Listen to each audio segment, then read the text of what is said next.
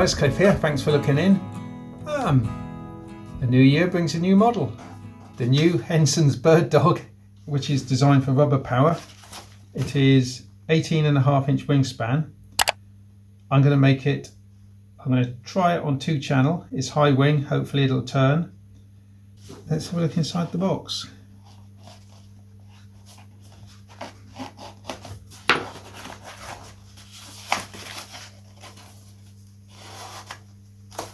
It's designed for rubber, but it also is capable of flying RC with suitable conversion. Henson's they've called it a Skye dog, actually, not bird dog. Same difference.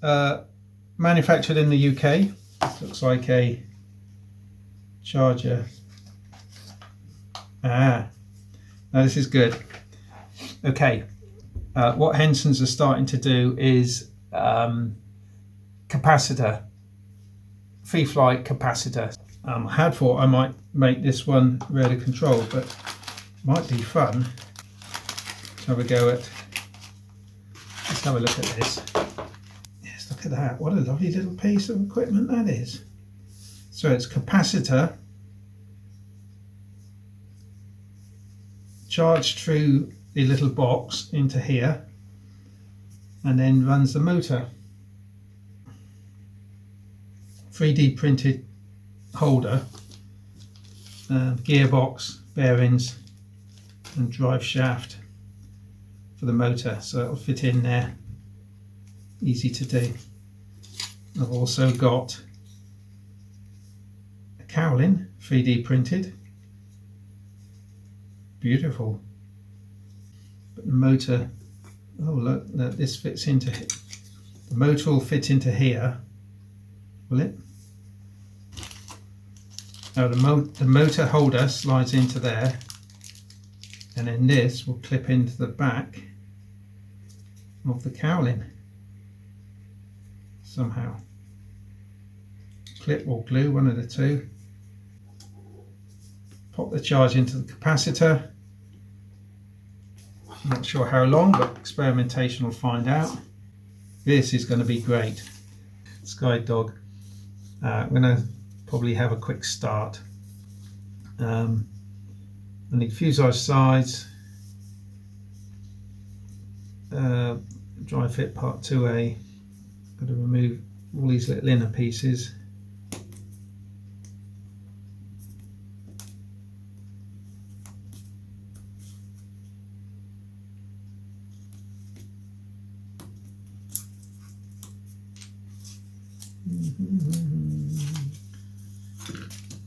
Okay, and what was the other two bits? 3A, 2A and 4A.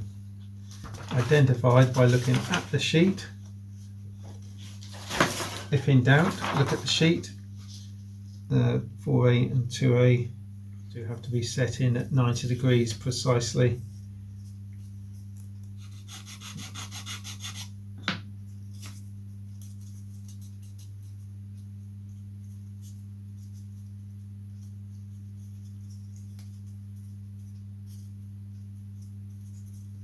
Okay, a Skye dog appears. So I'll run that in to start, then I'll put some more in when it's dry.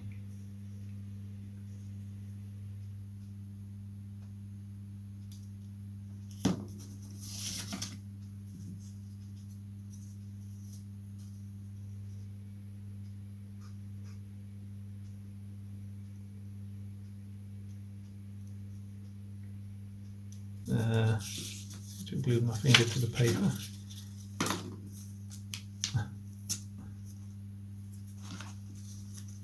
It's looking nice and level and equal. Part 6A and 6B, recognisable by the fact that they're slightly different from 7A and 7B, which go below it, because they've got 3 slots in the top, whereas 7A, 7B have only got 2 slots in the top, so don't get them the wrong way around. The top stringers go down to the front.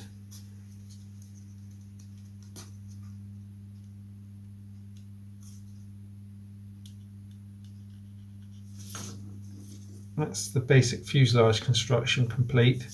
Probably could come to there.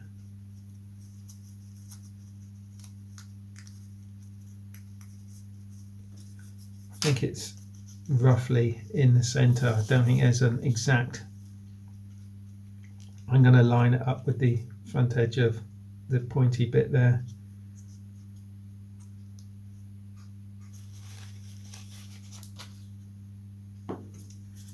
And then that there, once the tail is complete, dry fit into the slots on the fuselage tail top with 10A resting above and in the slot. Glue also. So I put a peg on the back, sight it from behind, make sure that fin is exactly vertical on these formers, and also that it's not offset one way or the other.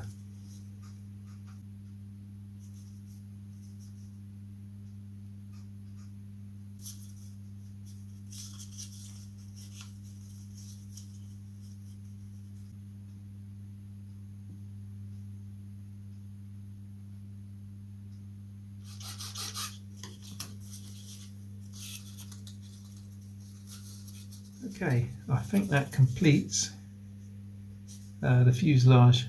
So that goes in there like that, glues in, make sure it's nice and tight. It's going to glue like that. So what I'm going to do, I'm going to pin that down, keep that in one place, put the pins in diagonally. It won't lift off the board then. Put that in there like that, holding it flat. Quick wipe. Now, there's two different sorts of rib. Type 1 profile doesn't have a little hole in the front of the leading edge, and type 2. They both overlap the control surfaces. As this is a free flight model, I'm going to glue them in now because they overlap it. So that goes in there like that, and that one goes in there like that.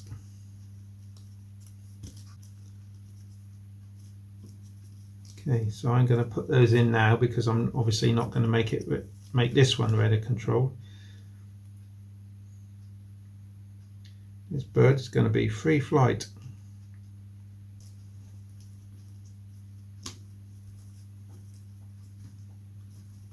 Stuck myself to it. Well, now glue's wet. Okay, now I can pop the ribs in. So we had type 2 wing profiles, which is rib profiles, which is ones with the little hole towards the leading edge. They're slightly longer. Of course, they fit just there. Bring them to the front.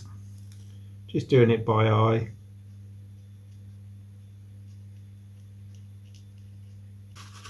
That's one wing built. Instructions are telling us to fit the wing and then put the main spar on the top. I probably won't do that. I'll tell you why. Let's just get it off the board a minute. The reason why is because I want to cover it first. So that main spar fits into this slot, which just needs to be opened out a little bit.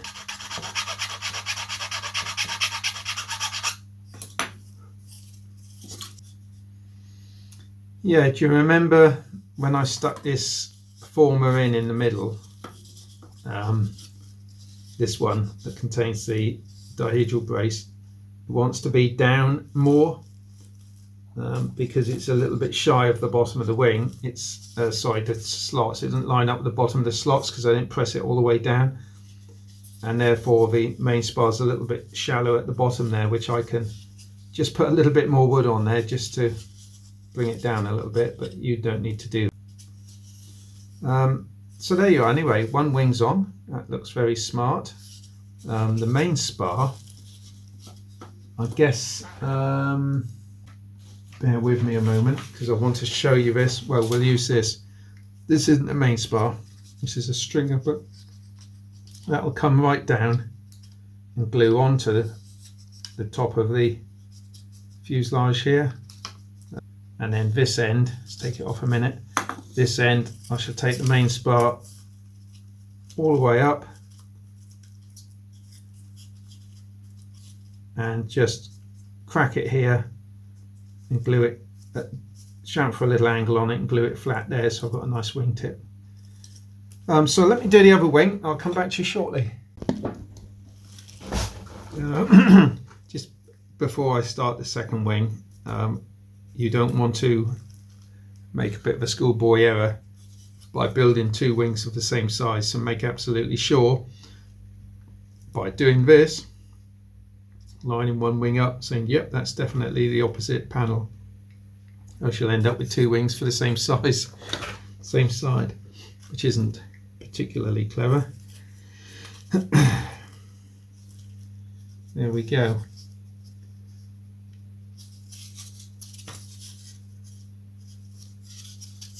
That's okay. Nice tight fit. That's what we like to see. And that one there.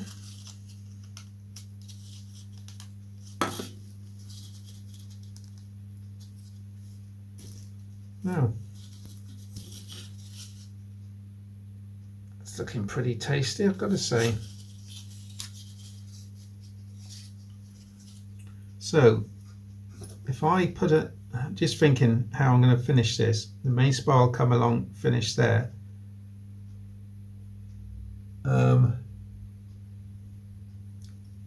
Ideally, and it can go all the way in there because the top is actually glazed, it's curved as well, goes with the curvature of the wing, so I'm thinking possibly it'd be nice to put a little curved bit on top of these side panels to match the wing ribs. There's a piece of black paper in the kit, maybe that's the alternative method of just glazing it with this just black. I've also got to fit the struts. Plan shows one strut going up sort of that area into the slot here and one at the back. You can suit yourself. I'm just going to stick with one strut because that's what the original model had. And I'm also wondering about the undercarriage because it's going to be a little bit heavier with the electric motor in it. The undercarriage for display probably is just going to break off, so I might just redesign a little wire undercarriage just to sit inside somewhere, just to make it a little bit more robust in that department.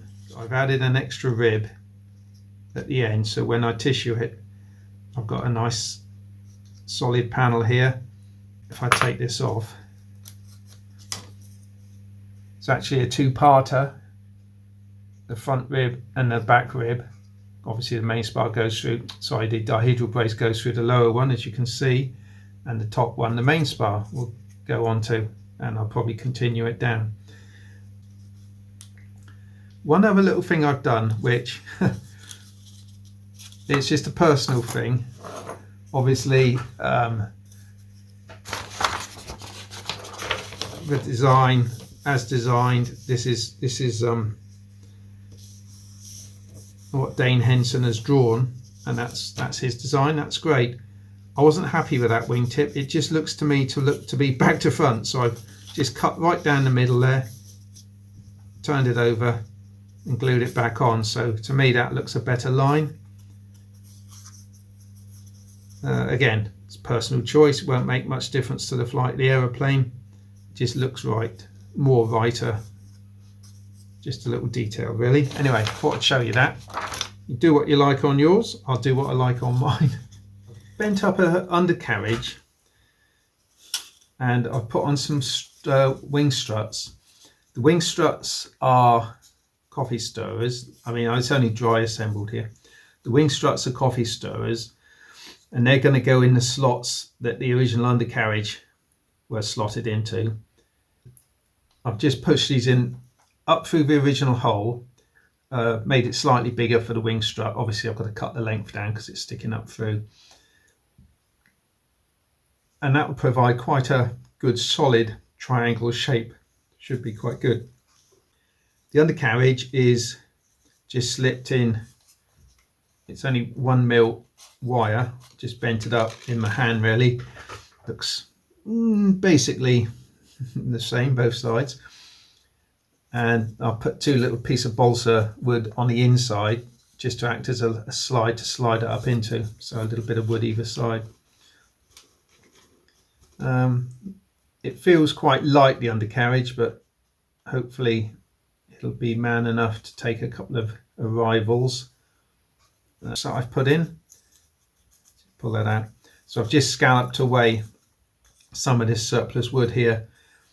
I haven't lost any strength, but I've saved a bit of weight. Also put a little hole here in the wingtip. And I'm thinking I might just scallop away a little bit of this here. One other thing I'm going to do on the motor assembly, I've assembled this, the gearbox part. I had to, let me show you what I used. This little fit in here on my Dremel, this little rough thing. The motor was such a tight fit into the housing that I've Dremeled it out very slightly with this, just to ease it. It's still a tight fit, but it just pinches up nice as it gets to the top end. So, you know, you might have to do something similar. I've assembled the gearbox. In case you've never assembled one before, there's different designs on the market, but this one, the bottom cog is a push fit on the motor. When you're pushing this on, there's a word of warning, don't just push it on in your hand, because there's a good possibility you'll just push the back of the motor right out, because there's only little tabs bent round. So you have to push that on whilst resting the motor on something hard. That's number one. Number two, there's a very small lip on here. See, it won't come off the end. I believe that faces outwards, at least it does on ones I've bought. The main cog is a push fit on the shaft. Just push it on to, I had to juggle it around and move it in and out just to get the final retainer on the back edge. This is, sometimes they're screwed on. This is just a nice tight push fit on. Then there's two little brass bearings that the shaft running. One's very slightly thicker than the other, and one's slightly different diameter than the other. One goes in one end, one goes in the other. You can't get it wrong, but just be aware that if it's not going in, it's because you've got the wrong one the wrong way round. When I first ran the motor up, it was running backwards, so I changed the connections. That was silly, because as soon as I connected it all up and put the gearbox on and ran it, because it was running backwards, because the gear reverses the direction, so it was wired correctly. That was me having a dense moment. That is going to mount me into this plastic component which clips into the back of the cowling. It's a nice fit, but it's a slidey fit. There's nothing to particularly lock it in place, so I've got to glue that in place. You've got to glue these parts that clips into there, and then the cowling goes on the front of the motor. And the charging port, I thought I would put just about between the undercarriage legs, and that's just fractionally in front of the CRG. I've sort of done a rough CRG, and that seems about the place to put it. Obviously I've got to mount some little bits of scrap balsa either side to mount that in there like that. Put the stringers on the fuselage, back and front, just got the bottom to stringer up, but not until I've worked out, well, I've been working on it. I've put two little cross pieces on to support the charging socket and capacitor, which is now built in there. That will go on there like that. Now, for a free flight model, it's important to be able to alter the thrust line, and the only way I can think of doing that, or the easiest way popped into my mind, was just to make maybe slightly oversized holes in these two supports either side, and little pinch screws into, I put in 2 small pieces of 16th ply either side, and I'll have oversized holes in the plastic that will allow me to angle it down, angle it sideways, whatever I want to do, and just pinch it up. I can make finite adjustments. So now varying, I'll make the slots and what have you, and then I shall glue the motor into the back piece and it can screw on. In the meanwhile, I can, well, I'll have to finish that first actually, won't I, before I can string at the bottom and tissue it, because I can't get my finger in then. So once that's screwed on, it can just come off slightly to allow me to tissue it. So that's the fuselage almost ready for tissuing, just got to pinch up those little bits. I also cut 2 extra main spars from the edge of the scrap wood, because the spars in the kit were just cut a little bit too narrow on the laser, and I've reported that back to Henson's. Just covered one wing and pinned it down after making it damp, or weighted it down and after making it damp, and the same with the elevators. Right, I've just laid the wings on for effect. Given it a coat of dope. The windows, I think there's some black card. I'm thinking I might use black card. It could look quite smart against the green tissue. I've still got the stickers to put on, make up some undercarriage, just bits of balsa triangular to beef it up a little bit. Just glued the elevators on because I covered those separately. It's looking quite nice now. Looking quite flyable. I've covered some struts as well, those there. Just the coffee stirrers. I'll cut those to length in a minute and stick those in once I've stuck the wings on. I've got tissue covering on other videos, so that's why I haven't covered it on this video. Thought I'd show you this before I glue the wing on. I've made up some templates and cut out black paper for the windows. It's gone quite well. I know the top bit is glazed on a bird dog, but I'm thinking I might just make a sort of a little aerofoil shaped black cover, just because black is the glass really. So slide that on and in its tabs. Obviously I've put this in and out quite a few times, so I know it will go quite smoothly. January the 1st today, guys.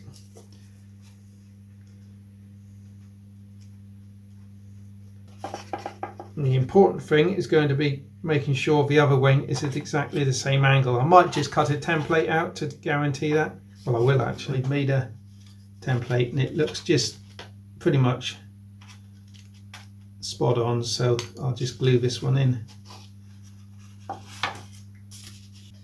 Is that in properly?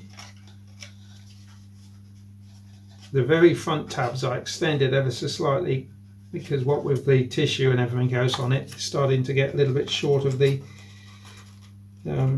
slot. Okay, there we are. Wings are on.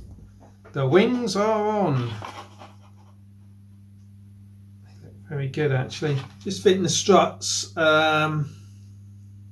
Just filing a little bit of tissue away, so I've got a blue joint. Now, if you remember, the hole in the rib allows me to push the strut right up into the wing, and then I'm going to bring it back down into the hole in the side of the fuselage. Just like that. So that's the wings and struts in position. I've used just a bit of black felt tip on the little tail wheel there. Incidentally, it's quite a lightweight job, so I soak things like this in CA to make them nice and stiff. So what I'm thinking now is making a cover to go over the top of here. Cut with black. I've put in some extra glue into those joins. I'll put a little brace across the middle there, so it's ready to cover. That'll go like that. Just wondering how far forward.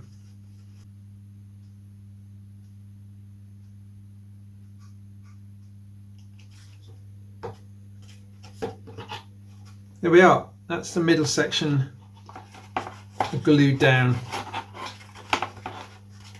It's as good as it's going to get. Important thing is to make sure I've got no right or left thrust, although I might end up with needing right thrust. You never know.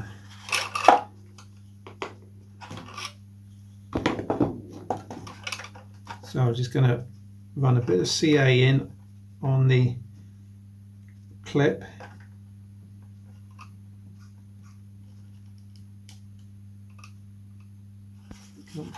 So I've made the holes bigger in the plastic to allow for a little bit of adjustment.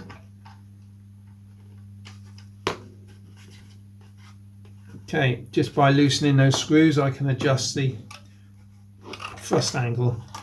So I'm going to give it 10 seconds, thereabouts.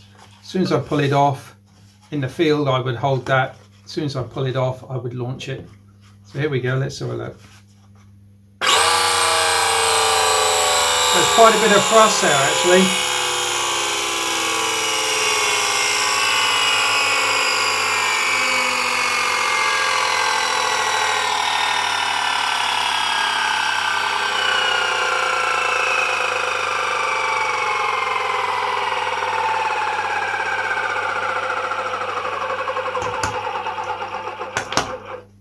So there we go. Right, because I put on a thinner undercarriage, the supplied wheels, which are very, very light, are a little bit of a loose fit. So I'm going to have to either find a tube to fit in there to take up the slack bearing, or find different wheels. So there we are, guys. The Henson's flying machine Skye Dog. Pretty little aeroplane. Well, there's nothing to say really. I was tempted to make it RC, lightweight, but at the same time I want to try these capacitors out. So as you know, I had a bit of success with my Grillo's bird dog. Got 20 seconds out of that. That was with 1,000 turns. There's nowhere near 1,000 turns coming off of this motor. So it's a 3.3 microfarad super cap. So we'll see what it gives us. But nice little charging port in the back, in the bottom there, and nice 3D printed nose cone and motor housing. So bit of fun. We'll see how we get on. I'll see you in the maiden flight trimming anyway. Check out the Henson's Flying Machines webpage.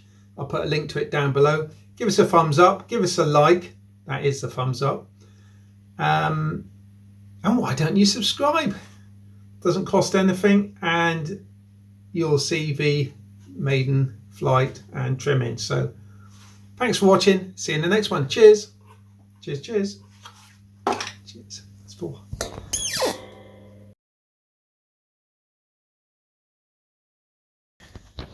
I thought it looked all a little bit black on the top, so I've masked it off, and I've used one of these calligraphy metallic pen, it's like a paintbrush really, to get rid of most of the black and just leave some framework. So I'm going to peel it off now. We'll see how it looks. So there it is. It's a pile of masking tape. Incidentally, if you ever want thin masking tape, just cut it up, just slice it up. Goes around corners better. So there we are. That looks a million times better, I think. Alright, she truly is finished now. I've put on the stickers on the wings, supplied in kit. I went for the smaller ones, a couple of little yellow stickers on the tail there, and just painted in the screw heads a little bit, take the shine off them anyway. And she's ready for test gliding. She balances straight out the can on the main spar, so that's good news. I've put the filler just in front of the main spar where it just happened to sit nicely, and mounted the wheels using sequins. I had to sleeve the wheels because my wire is a little bit thinner than what Henson's supply. The undercarriage, because I've changed the wire completely to carry the extra weight. The cockpit doesn't look too bad. I think they do a glazing option, so you don't have to do that. And she's ready to go. So there we are, looking very smart. I've added the struts as well, of course, the coffee stirrer struts. And just for a bit of fun, here's my other Henson's flying machine model, Liberty Raider, waiting for its next try with the ailerons. What I've done, I've coupled the ailerons to the rudder as well to give me a sporting chance of being able to turn. Just waiting for the weather now. I think, you know, it could do with bigger ailerons, full strip all the way down, and then at least the ailerons are in the prop wash. Now that aside, she flew around the pole beautifully, didn't she? Yes, she did, Cliff.